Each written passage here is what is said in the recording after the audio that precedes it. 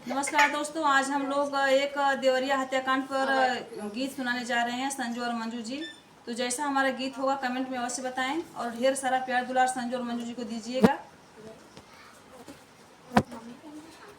Gram Fatehpur का सुनाता जी बात हो, सुनाता जी बात हो।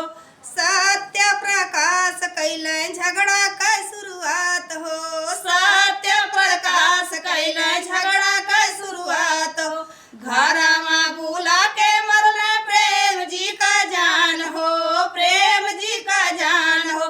बुलडोजर घुमा दायोगी का राजिनी अन्याय हो, बुलडोजर घुमा दायोगी का राजिनी अन्याय हो।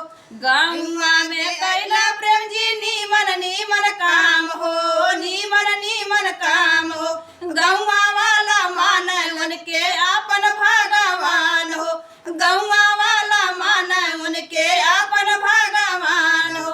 हाथ जोड़ी अलका बिटिया कहाँ बिला खाए हो, कहाँ बिला खाए हो।